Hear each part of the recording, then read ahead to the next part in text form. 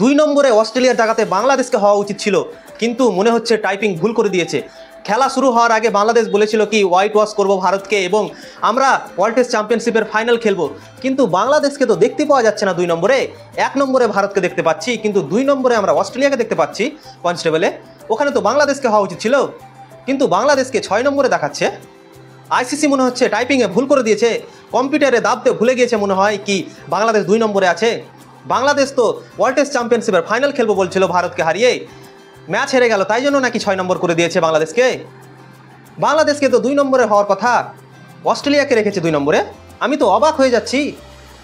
ভারতকে 1 নম্বরে দেখতে পাচ্ছি, সেটা ঠিক আছে, ভারত বিশ্বের নাম্বার 1 দল, সে 1 নম্বরে থাকবে এবং ফাইনাল কনফার্ম যাবে।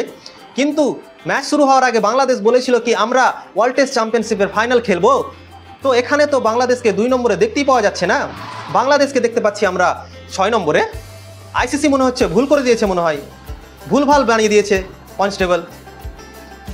তো ম্যাচ শুরু হওয়ার আগে বাংলাদেশের লোকেরা অনেক বড় বড় স্বপ্ন দেখছিল, অনেক বড় বড় তারা কথা বলেছে কি ভারতকে হোয়াইট ওয়াশ করব, পাকিস্তানকে আমরা পাকিস্তানে গিয়ে হোয়াইট ওয়াশ করে এসেছি, 2-0 সিরিজ হারিয়ে এসেছি, আর ভারতে গিয়ে ভারতকেও আমরা 2-0 সিরিজ হারাবো এবং ভারতকেও হোয়াইট ওয়াশ করে দেবো, আর আমরা ওয়ার্ল্ড টেস্ট চ্যাম্পিয়নশিপের ফাইনালে চলে যাব।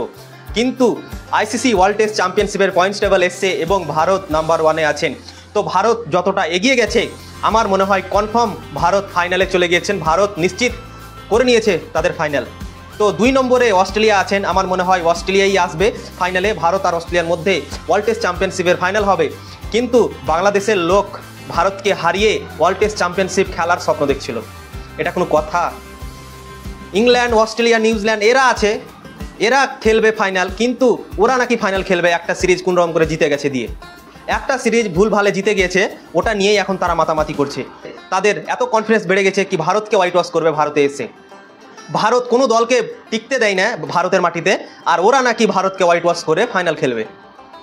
6 নম্বরে আছে পয়েন্টস টেবিলে, আর ম্যাচ শুরু হওয়ার আগে 4 নম্বরে ছিল, দিয়ে বলছিল কি আমরা ভারতকে হোয়াইট ওয়াশ করবো দিয়ে ফাইনাল খেলবো।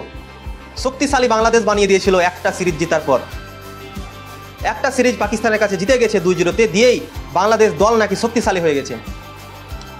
বকরির মতো হারলো, বাংলাদেশ প্লেয়ারদের লুঙ্গি খুলে দিল ভারতের প্লেয়ার, আর বলছিল কি ভারতকে আমরা হোয়াইট ওয়াশ করবো এবং ওয়ার্ল্ড টেস্ট চ্যাম্পিয়নশিপের ফাইনাল খেলবো।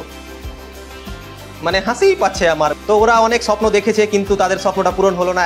বাংলাদেশের লোক যখন একটা ম্যাচ বা একটা সিরিজ বাংলাদেশ জিতে যায় তখন বাংলাদেশ দলকে একবারে হিরো বানিয়ে দেয়, এমনভাবে তারা কথা বলে বাংলাদেশ দলের ব্যাপারে, শুনলেই অবাক হবেন।